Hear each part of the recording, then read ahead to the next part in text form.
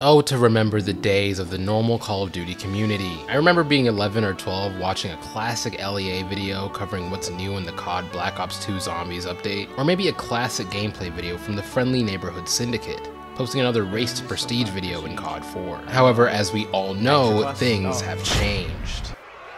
Call of Duty in the social media space has come a long way from what it was back in 2011, and back then I was a big fan of watching content creators play the game. I mean, LEA was definitely among the first YouTubers I subscribed to on the platform. Nice one, mate! But sometime around COD Ghosts, I lost interest in the series itself, which led me away from watching that content on YouTube. However, Activision has recently released Call of Duty Modern Warfare 2, arguably one of their best releases in the series in a while, and with that I came back to take a peek back into COD as a whole. So join me today as I look around the various ways the content space has changed, and whether it was for the better or for the worse. Cheating is no new aspect to Call of Duty, as hacking has always been a hot topic for the game, but as of the release of Warzone, the free-to-play online Call of Duty launch, the cheating news and allegation has been at an all-time high. And because of this, several drama/cheating news channels have spawned. Like, what's interesting is that I feel like I see these channels more often than I see any actual Call of Duty videos, with creators like Nadia basically being born out of cheating allegations. Yeah, this is like a frame glitch, and I've seen it multiple times on different streams. I mean, there's a guy who made a TikTok about it saying that he doesn't cheat and this happens to him. It's weird though, because there's no actual proof to most of these claims that the channels make, which just makes it a revolving door of speculation that you don't get much out of. I guess it makes sense though, you know? I don't doubt that people who are successful content creators are cheating, as history has shown. So 50% props for the channels doing this, but the other 50% is disgust for changing the entire content space for COD into a paranoia-filled cesspool that keeps certain content creators as punching bags for cheating allegations that they might not have done. I mean, how many different reskins can Call of Shame do to his Nadia videos, or his professional cheating allegation videos? Like, this was never a thing back in the day. Cheating only went as far as being annoyed that little kids were clearly hacking on Call of Duty Modern Warfare 2, shooting through walls, but now everything's gotten so serious that it could be a make or break for somebody's career if they're even thought about cheating. The water bottle was very interesting. When I conduct an interview with a person of interest, a water bottle is always given to them. I will watch for unnecessary drinking after questions. This can also be a sign of deception. Okay. Is it for the better or worse? I think ultimately it's for the worse. Like, at the end of the day, we're playing a video game, guys. We're not trying to, I don't know, make it to the Olympics or something. I know for a fact if I start playing Call of Duty for the first time and this is my introduction into the community, I would just move away completely. But anyways, I don't have much else to say about it other than it's kind of annoying and very overshadowing to the game itself. All right, let's move to the next chapter.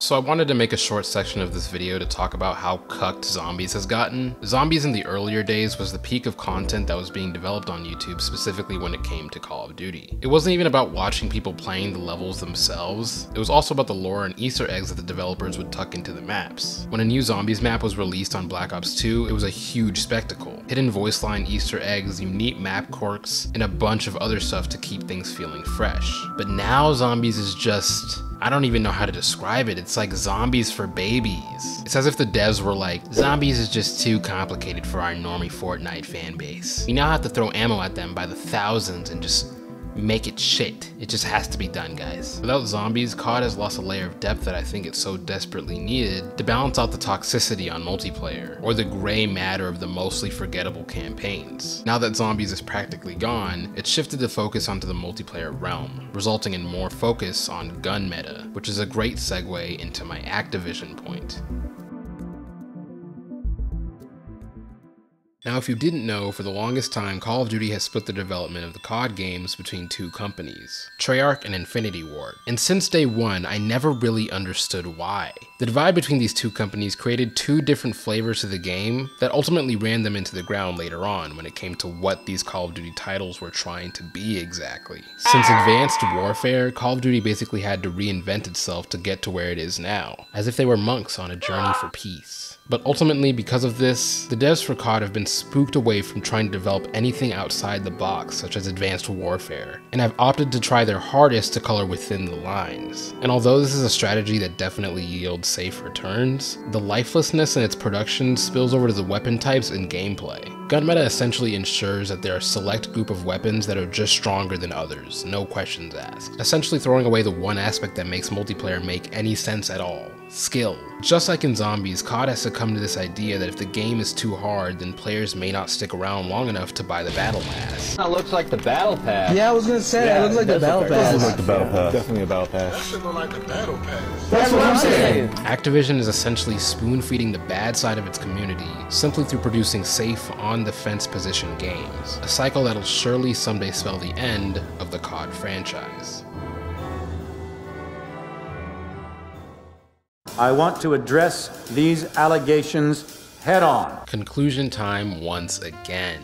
It's crazy the journey that Call of Duty has taken in the past, I don't know, 5-6 years. You know, it's kind of a sad realization because when I really think about it, I start to parallel that game with Assassin's Creed. Like, we just have to accept that at this point, we're going to get good COD games. They're going to be the good ones that are in there, and then they're just going to be sprinkled with shit, you know? It's just the way that things have to be in that case. And on one layer, I can respect that. On one layer, I can see where the company that works behind Call of Duty is just so massive that it's just not going to be easy for them to curate every little thing that they release and everything that they try to develop. But right now, it's just up and down and up and down, and you never know where it's gonna go next. It's like, I don't know, the stock market. If I have to be brutally honest, I want to see Treyarch develop another Call of Duty game. I think that would go over very well because they always had their head on screwed straight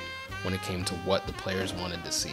And no, I'm not just saying that because I love zombies. I just think that when Treyarch gets behind development for the title, they want to create a layer of individuality, and almost as if to like save their spot as the kings of making Call of Duty games, so people look forward to theirs more and they make more sales because of it. And again, like this whole video is about, it reflects poorly on the community itself. But anyways, maybe I'm overthinking a series that's too far gone at this point. Let me know in the comments if you think there's any hope for the Call of Duty community, and if you think it's gonna get worse before it gets better, or vice versa. If you like the video, subscribe if you want to subscribe, leave a comment saying how COD is your favorite game, I guess. And I am out of here. Next week, what's the topic gonna be? I don't know, you're just gonna have to come back next Sunday.